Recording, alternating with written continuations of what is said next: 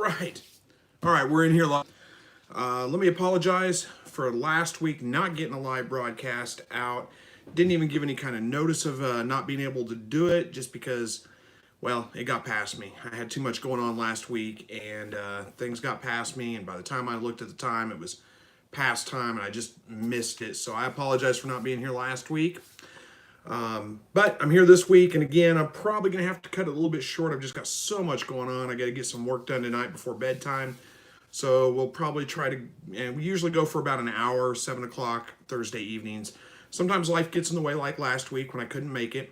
I usually try to notify you guys on through the messages on YouTube or Facebook or something, but I just didn't get that done last week either, so I apologize for that. How's my video look here? Is it terrible? I think it's okay. I think we're doing all right. So, all right. I guess we're okay. You guys can see me, and it's more important that you hear me. All right. So let me get the normal disclaimers out of the way here. First of all, this is a weekly live broadcast, generally every Thursday evening, 7 o'clock Central, unless something happens, gets in the way, and I can't make it. The only thing I ask you guys, ask me anything. I don't have a topic planned out. We're in here to answer your comments, respond to all your comments that come in during the live chat itself, and just be friendly, be family friendly. Be polite. Don't start cussing. Don't call people names. Let's not bring politics and things like that into it.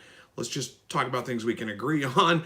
And other than that, we're good to go. So, all right, New Mexico Dust Bunnies, good evening to you and congratulations on your first batch of grow outs. Hopefully they're doing well.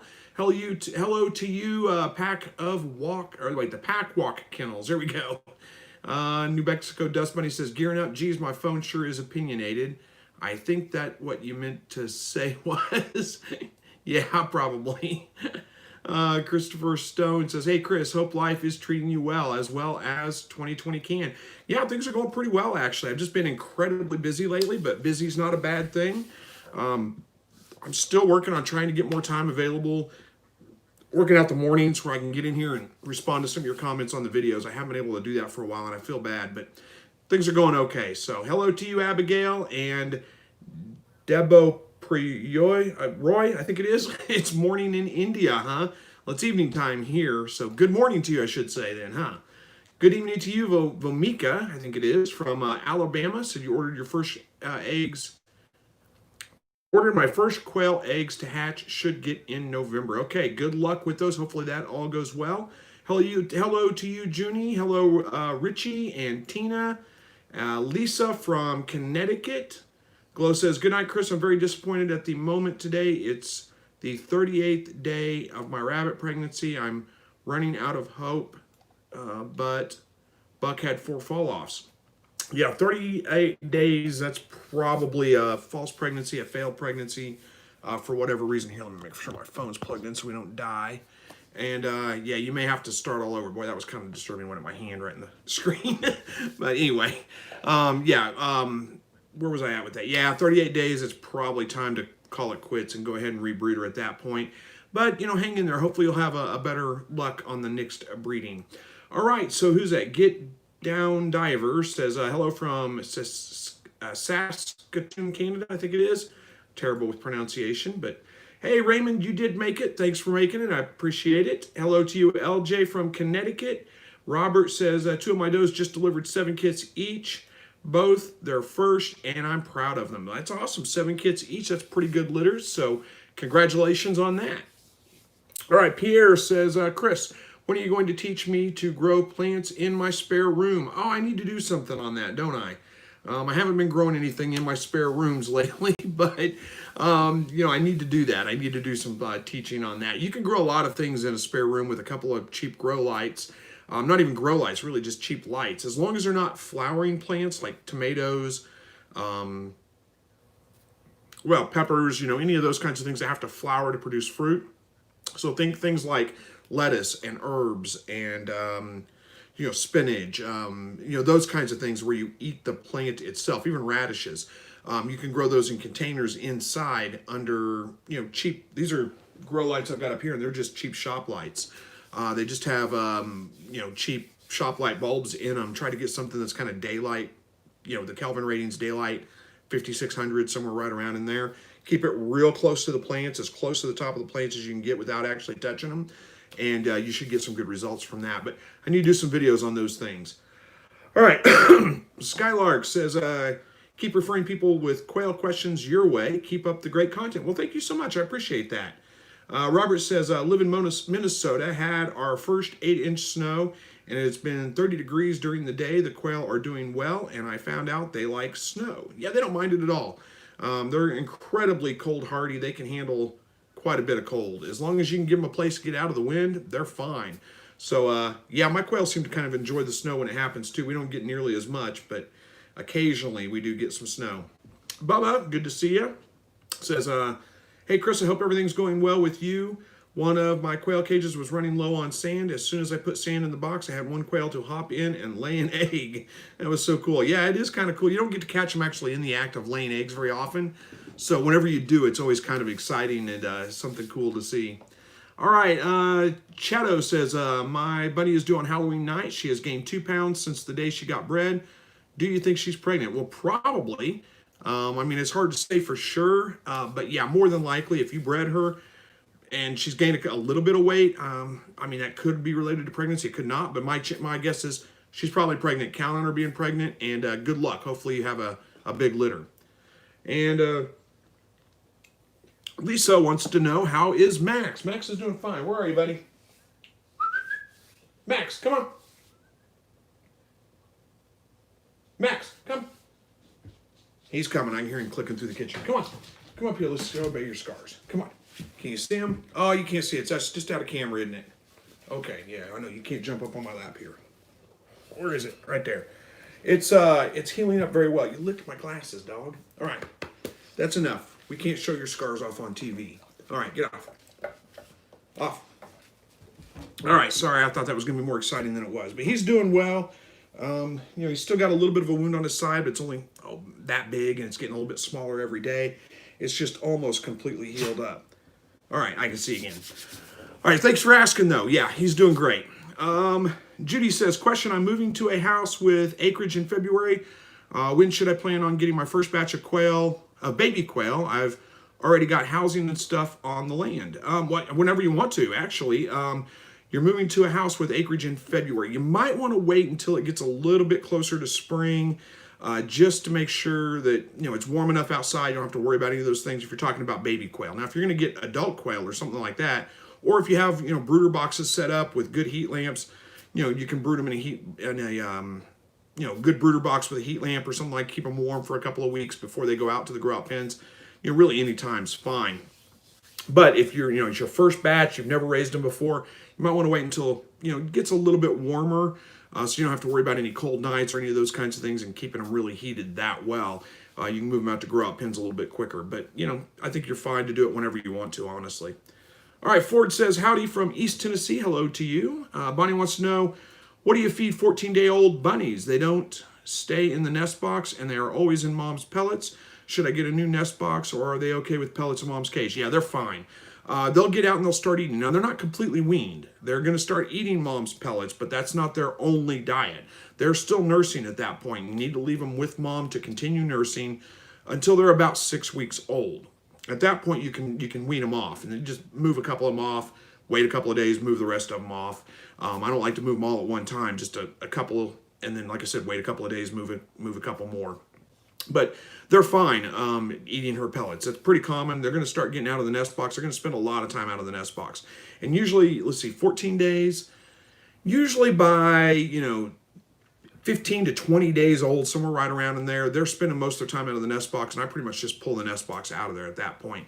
If they're still getting in it to sleep at night and stuff like that, then you can just leave it in there for now. It's not going to hurt anything, but it's pretty common. They're going to spend a lot of time out of the nest box, and they're going to eat mom's pellets. They're going to do a lot of that stuff. It's pretty common. Don't worry about it. You're doing just fine. All right, Braffing King says, what's up, Chris? Nothing. Spending some time with you guys before I got to get back to work. How are we doing on time? 5 minutes in, we got plenty of time. In case you didn't know, I'm probably going to have to end this a little bit early. We're probably going to make this around 30 minutes. I've just got too much to do right now. But I wanted to carve out some time to come and spend with you guys for a little while. So Tuna Town says, Quail, 7 weeks old. I processed 6 males at week 6. They were delicious, getting anywhere from 1 to 4 eggs a day with 8 hens. I left 3 males alive, and enjoy your channel. God bless. Well, thank you so much, Tuna. I appreciate that.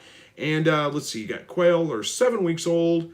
You process 6 males at 6 weeks. Yeah, they are pretty good. I'd let them grow out just a couple more weeks myself, get a little bit bigger, but 6 weeks is not going to hurt at all. Sounds like you got a pretty good plan there. You've got 8 hens, you've got 3 males. Yeah, you add a little bit. Well, give them a little bit of time. They're only 7 weeks old, and you're getting eggs already. So give them a little bit of time. You'll probably start getting about 8 weeks of 8 weeks, 8 eggs a day out of those 8 hens, assuming you've got enough light, about 14 hours a day of light on them. But yeah, they should do great. So, all right, Pierre says, how do you protect your animals from the wind of winter? And hope Max is well. Yep, Max is doing good. What was I going to say? Protect them from the wind of winter. Okay, half my quail hutches are closed off completely around. They just have a little doorway where they can get from one side of the cage to the other, and then there's a sandbox in there that blocks wind from the bottom, and over the top I've got clear plastic sheeting stapled down, so that blocks wind and stuff from the top. So that's really what I give them. They get in there when they want to get out of the wind. They get out in the open area whenever they're fine with it, and they spend a lot of time out in the open area, even in really, really cold weather. But yeah, that's it. It's not that hard. Just if you wanted to, just cut a hole in it for them to get in, big enough, a couple inches tall, a couple inches wide for them to get in, and they can get in the box and hide from the wind if they want to. All right, Glow says, let's see, I was kind of seeing movement in her belly, or that's something normal. I'm not sure what we're talking about, Glow. Is that the rabbit you thought was pregnant at 38 days? I think that's what we're talking about. Yeah. Well, I mean, sometimes you'll see movement in their belly anyway. It's just normal breed. I mean, it's hard to say exactly without seeing it myself. You usually don't notice the babies moving inside the belly. She could be pregnant. I mean, give her just a couple more days just to see. It's pretty rare for a rabbit to go much over 30 days, but it does happen sometimes. So, who knows? You may have a baby bunny still coming. All right. Brody says, I'm bringing my rabbits into the garage for the winter just to make it easier on me to feed them and care for them. I have wire cages, but I can't figure out a way to suspend them. Yeah, that could be a little bit tricky. Let's see, I had wire cages in my garage one time. Excuse me while I get a drink here. It's a little bit dry. It's wintertime here, or going into winter.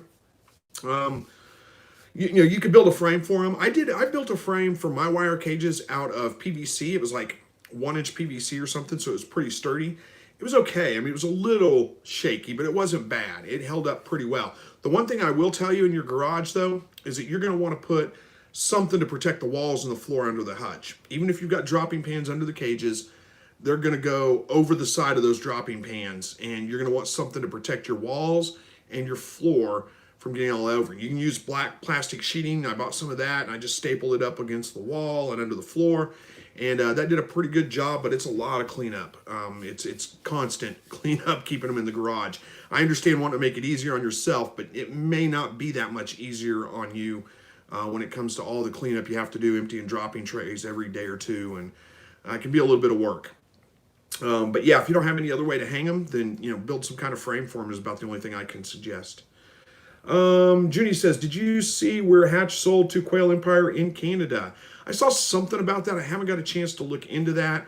I've actually, because of some complaints about Hatch Poultry, I do believe that, Dawson's the guy that owns Hatch Poultry. I do believe he's a good guy. I think he's really trying his best to do well. I've heard that he's struggling with some health issues, specifically cancer, and that may be why he's a little unresponsive. But there's been a lot of bad reviews lately. People saying they're not getting back to them, they're not responsive, they're not getting their orders fulfilled, and all those kinds of things. So I've kind of stopped including the discount links on my videos for now. We'll see if if that picks back up, if that improves, and I can include those on there again going forward. But for now, I've kind of stopped until we get a few things worked out. Anyway, we'll just leave it at that. All right. Pierre says, Chris, thanks for the indoor growing tips. Much appreciated. No problem. You are welcome.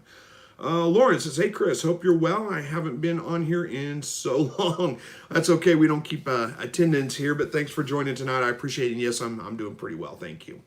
All right. Braffine says, why is my doe not getting pregnant after a fall off? Boy, it could be any number of things. It's hard for me to pinpoint that here. It could be the buck. The buck may be sterile for whatever reason, especially if it's been, hot, like over 85 degrees Fahrenheit for an extended period of time. That can cause bucks to go sterile for a while. It could be the doe may be sterile. She may be having maybe she has some kind of illness, disease that keeps her from getting pregnant. I mean, there's a lot of different reasons why. And honestly, I don't know. I mean, it's hard to pinpoint that kind of stuff. If you've got other does that you've bred with that buck and they're having babies, then it's probably an issue with the doe. And aside from taking her to a vet and getting her tested for different things, and I mean, there's not really an easy way to figure that out. If you have, like I said, if you have other rabbits that you can test, has that doe been pregnant with other bucks? Has that buck gotten other does pregnant? I mean, you just kind of have to troubleshoot that way. Or, if you really want a cheap, easy fix, just get rid of both your rabbits and buy 2 new ones. I mean, if you can find 2 new ones in your area, it's probably the quickest, easiest way to fix it, honestly. It's really hard. I mean, I have no way of knowing the specifics of it. You just have to, lots of trial and error, unfortunately. All right, Bill says, can you eat tuxedos and other breeds of quail? Yeah, you can eat any breed of quail. I think hopefully that's what you're asking, and maybe it's an auto-correct and you meant something else by that. But yes, you can eat any breed of quail. They're fine. All right, Pacheco, I think it is. Thanks for all the videos. Can't wait to start with my own rabbits. Well, you're absolutely welcome, and good luck with your first rabbits. Outside Georgia says, hey, Chris, thanks for all the knowledge. You're absolutely welcome. Thank you for watching the videos. Pacheco wants to know if I've ever tried fodder feed. No, I've talked about that a few times on live broadcasts. I get asked that every once in a while. I don't do fodder just because there's a couple of reasons why, honestly. One is it's just more work. I don't have the time or the desire to put a lot more work into the way I feed my animals. I've got it set up pretty easy. It's pretty simple. It takes me 5 minutes in the morning to feed them. And I don't really want to put a whole lot more time into that. And fodder is not that much work, but it is more work. So I don't do fodder for that reason. The other reason is your rabbits are going to grow slower when they're eating just fodder as opposed to pellets. If you want the absolute best, fastest grow out rate, it's an all pellet diet. I mean, that's the way to do it. High protein. So high protein for a rabbit's like 19%. That's going to be how you're going to get your fastest grow out rate. And if you're feeding them fodder, it may be cheaper. It may save you a little bit of money, but it is going to take a little bit. They're going to have a slower grow out rate eating that. And if you're prepared for that, that's fine. There's nothing wrong with that. That's just not how I want to do things. So I don't do fodder myself. I'm not telling you not to do it. I'm not saying it's a bad idea. It just doesn't fit with what I do. All right, Nicholas. Hey, Chris. Good to catch you again. Well, thanks for joining. I appreciate that. Doria wants to know, is it Doria? Dora? I don't know. I'm pronouncing it wrong probably. Anyway, what age do male Katernick's quails start to crow? It varies a little bit. Some of them mature a little bit faster than others, but usually right around 8 weeks. Some of them as soon as 6 weeks, and some of them a little bit later, about 12 weeks. Now, that's assuming you've got enough light on them. If you don't have 14 hours a day of light, they're not going to start crowing at that age. They're going to wait until they get enough light, and then they'll start crowing. It's kind of the same thing crowing is the sign of them ready to breed, which is the females lay eggs when they're ready to breed, and they require a certain amount of light to do that. So hopefully that makes sense. But usually, if those conditions are right, 6 to 12 weeks old, somewhere right around there, most of the time it's right around 8 weeks. They tend to start crowing just a little bit before the hens start laying eggs. So maybe 7 weeks old is probably closer to the average. All right. Get Down Diver says, if I'm not sure which rabbits are the bucks and doe but want to breed, would you recommend bringing them together in a neutral location rather than risk bringing the male to the female? No, I think I would recommend, sexing the rabbits. Pick them up and look. By the time they're breeding age, it should be pretty easy to tell which one's a buck and which one's a doe. The does you may not be sure of, but when you see a buck, you should be like, oh yeah, that's a buck. I mean, by the time they get to breeding age, it's pretty obvious which ones are bucks. But that's what I would recommend doing. I don't know about bringing them into a neutral environment. What you got to remember is that does get very territorial, not just to other bucks, but to other does. So if you put 2 does together, a lot of times they'll fight. It's not just related to putting a male with a doe. But yeah, I think you should be able to tell. All right, Aaron. All 3 of my rabbits made it through Hurricane Laura and Delta. Good. I'm glad to hear that. I just started breeding 1 doe, got only 2 fall-offs, and my bucks got lost. Oh, my buck Gus lost interest. Is that enough to impregnate my doe? Yeah, it should be fine. I wouldn't worry about it. I try to get 2 or 3, but 2 should be plenty. All right. Erie says, have you ever tried a kiddie pool for a brooder? No, I haven't, but I don't see why it wouldn't work. Now, for quail, you're going to have to add some kind of lid to it because they do get a little flighty. They'll jump out of that thing at about, probably 10 days old or so, maybe before you're done brooding them. But yeah, I don't see why it wouldn't work. I think it'd make a pretty good brooder, actually.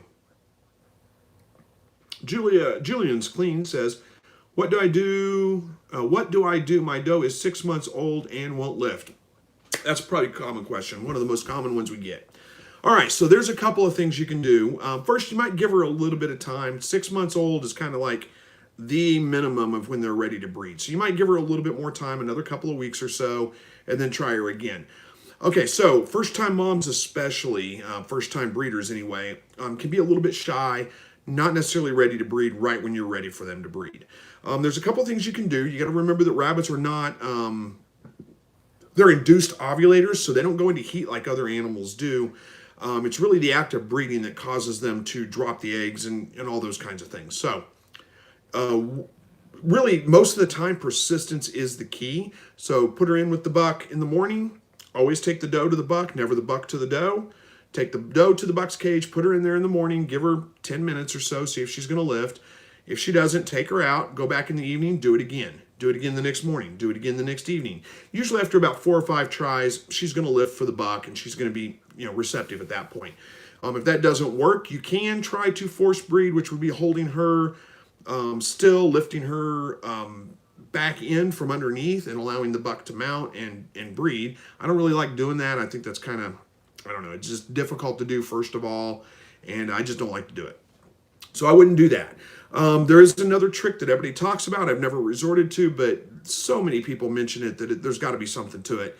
And that is put her in a pet carrier, put her in your car, drive her around the block a couple of times, and then put her in the buck's cage. I don't know why that'd work, but again, so many people talk about it that there's got to be something to it. So that may be something you can try there.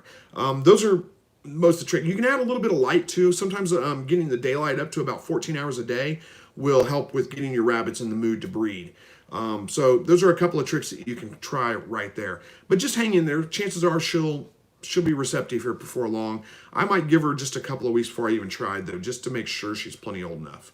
All right. Eric says, our hide box is a smarter idea for a rabbit in the North Canada, to be specific. Thanks, buddy. God bless.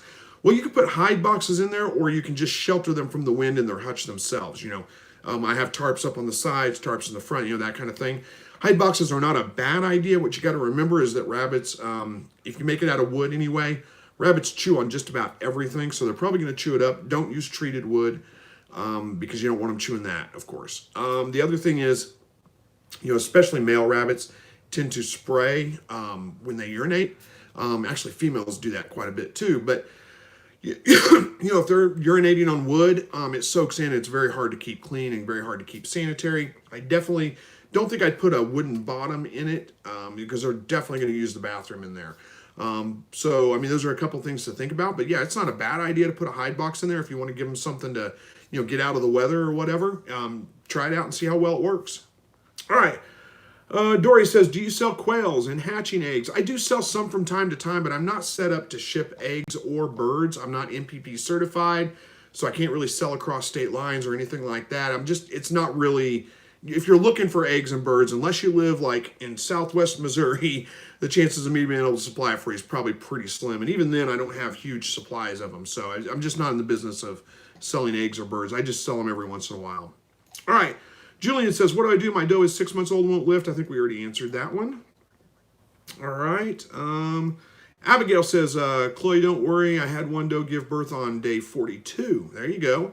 Says, it was a delayed pregnancy. Just as long as the rabbit isn't in pain, then it might be a stuck kit. Well, it could be. You're right. It does happen from time to time. All right. Rod says, have you ever had bucks that spray you and the doe when introducing them to the buck or taking them away? I don't know that I've ever had that happen. Bucks that can be a pretty common thing with the bucks, or just spraying whenever you get near their cage sometimes. It's just something that some bucks do. I've never really had the problem myself, though, but it isn't uncommon. All right, LJ says, between quail and rabbits, are you getting enough protein to keep you sustainable? Well, not completely, but it helps a lot. I don't live completely off just quail and rabbit. I do hunt, so we have deer meat. We're just about out of deer meat. Thank goodness it's about deer season.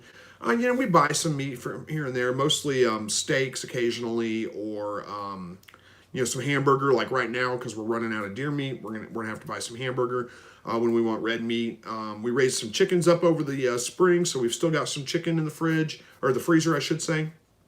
And that's doing a pretty good job of supplying most of our meat, but it doesn't supply every last bit of it. We don't actually buy a lot of meat from the store, but we do eat out occasionally. So we go out and get Mexican food or pizza or something like that, and so that kind of takes the place of buying meat at the grocery stores, I guess. Anyway, Daryl wants to know, have you ever tried Florida whites? I thought about trying those. I figured they would take less hay and food, and don't know the ratio of meat. I have New Zealand's right now. I don't have, I haven't tried Florida whites myself, but they are a great meat breed. If you're looking for a good meat rabbit, a Florida white's a good one. You can't go wrong with that. It's, there's nothing wrong with that at all. I don't know as far as how much they eat versus how much, meat they put out compared to other rabbits, but I think it would be comparable. It may be slightly less than your New Zealand's. But I don't know. I don't have personal experience with that, so I can't say for sure. All right, Pierre says, I love your shirt today. It suits you. Where can I find one? Good question. I don't know. I've had this shirt forever. Well, thank you, by the way. This is one of my favorite shirts. I kind of like it. But I've had this shirt forever. I think I probably bought it at like JCPenney or something. I don't know. You'll have to look around. It's been, forever. For probably 8 or 9 years I've had this shirt. Praise Pola says, hello, Chris. Can a 9-month-old rabbit breed successfully with an adult doe? Yeah, they should be fine at 9 months old. They should be, assuming it's not like a giant breed, like a Flemish giant or something like that. They should be fine to breed at 9 months old. All right. Del Chucha says, hello, Chris. Greetings from Cuba. I hope all is well. One of my quail has a bump or blister on her toe, and she limps on her leg. She lays eggs normally, but I want to heal her. Any recommendations? She has a bump or a blister on her toe. Is it on the bottom side of her toe or the top side of the toe would be the question. If it's on the bottom side, it's probably bumblefoot. What you're going to need to do, and either way, if it's on the top side, it may be something similar to that anyway. She limps on her leg. It sounds like it's probably on the bottom side of her foot. What you're going to need to do is, get a sharp, scalpel type blade or something like that. Cut it open, not real deep cut, just cut it open a little bit, get whatever it is that's causing the infection out. So it's probably like a splinter or a grain of sand or something like that. She scratched her foot, got something in it, and it's become infected. So get that out, clean it out real good, treat it with some antibiotic ointment. Don't use anything with pain reliever in it, just regular antibiotic ointment, and she should be fine. She should heal up just fine from that. But look up how to treat bumblefoot. There's videos on it that will show you in more detail, but that's pretty much the gist of it. All right. Cheto says, it's my doe's first time having kids. What should I do to make sure the babies are born on the wire? There's not much you can do to make sure they're not born on the wire. Watch her pretty closely, especially when she gets real close to having her babies around day 30. Go and throw a handful of straw in the cage. If she picks it up, starts running around with it, hanging out both sides of her mouth, it'll be real obvious. Then start watching her real close. Go out and check every couple hours if you can, but especially early in the evening, late in the evening before you go to bed. Try to catch when she's actually having her babies, so you can make sure that they're being in the way. If she's not having them in the nest box, reach in and grab them and put them in the nest box. There's no big deal with that. She's going to take care of them. And a lot of times what happens is they'll have the first 1 or 2 out of the nest box. If you can catch them, pick them up, put them in the nest box, she'll go ahead and jump in there and have the rest of them in the nest box.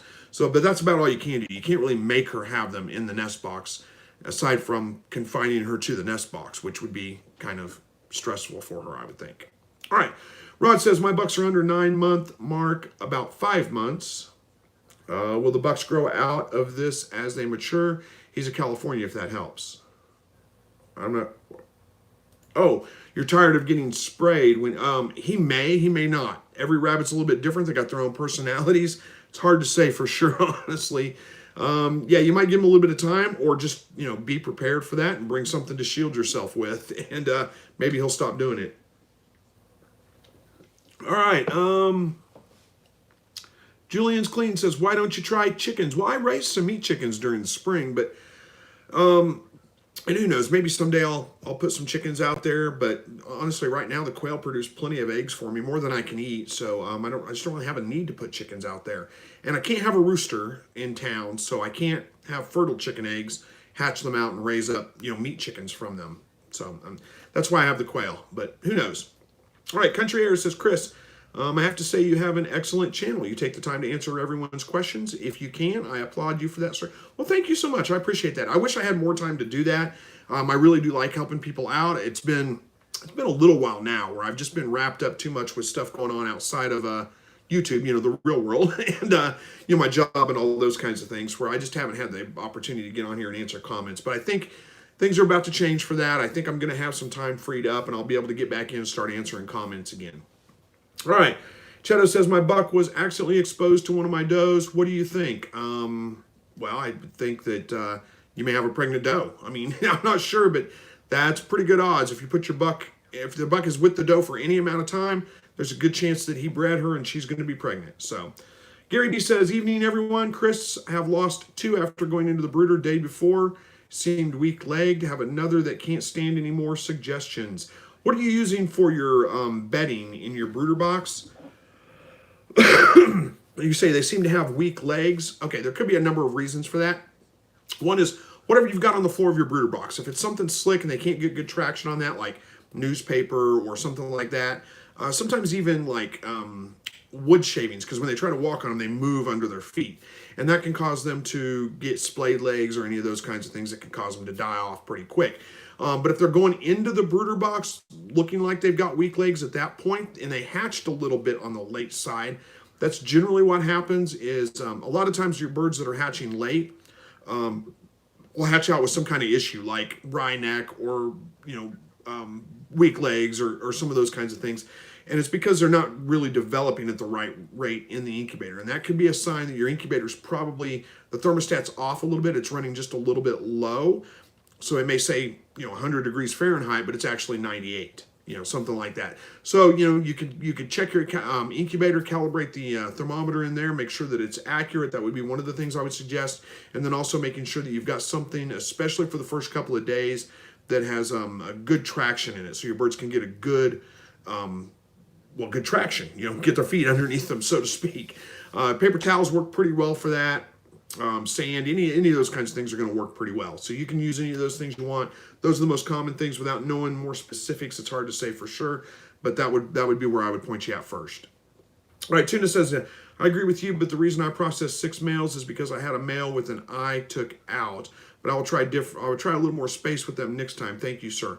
Yeah, that can happen sometimes. A lot of times that's the hens doing that. It sounds like your birds are maturing a little bit fast, so chances are they were getting sexually mature and starting to pick on each other. And a lot of times it's your hens that can take the eyes out of the other birds. I'd watch them real close, see if if you continue to have that problem, try to pinpoint the bully and see if you can remove the bully from the flock. All right. Brody says, thanks for the suggestion. How expensive is it to build a PVC frame? I have a 30 by 30 cages, if that helps. It depends on the price of PVC in your area. I don't remember. I want to say, I don't know, like $40, maybe something like that. It wasn't terribly expensive, but I really don't remember specifically what I spent on it. All right. Will says, have you seen the Joe Salatin Racking House? I believe I have. I don't remember specifically what it is, but I've seen a lot of Joe Salatin's stuff, and that sounds familiar. So I'm sure if I saw it, I'd be like, oh yeah, I've seen that. All right, Bubba says, just wanted to let you know that my new name will be J&A Backyard Farm. Hopefully in a couple of weeks, be able to send out eggs and live birds to different states. Well, awesome. Congratulations on that, Bubba. I'll try to remember that's you whenever you come back in here with a different name, but you may have to remind me. Angel says, hello from New Jersey. Nice videos. Do you have a weight chart for Jumbo Wild that I can follow and see if my birds are growing to achieve a good weight? Boy, that's a good question. Probably should try to put something like that together. No, I do not have anything like that at this time. I don't typically weigh my birds. I just kind of look at them and say they're growing pretty good rate or not. I need to try to do something like that. I'm sorry, I don't have anything at this point. All right. All right, guys, I know I don't have everybody's question answered, but I got to wrap this up for tonight. I got to get out of here a little bit early. I got some work stuff to do, and we're just a little over 30 minutes in here. So thanks for joining me tonight. I'm sorry I can't hang out the whole time. Hopefully next week will be a little bit better. I'll have a little bit more time. Not sure yet, but if nothing else, after next week, I should be a little bit easier. Things should be a little bit easier. I should be able to spend the whole hour. So hopefully we'll be here next Thursday for a whole hour. I need to quit rambling, get off here, and get my other work done. So thank you guys for joining me tonight. Sorry I got to cut it short. Sorry I wasn't here last week, and I just left you guys hanging. I just no-called, no-showed. I'm sorry about that. Try not to do that anymore. But again, thanks for stopping by. Thanks for watching my videos. God bless each and every one of you, and we'll see you guys next week. Take care.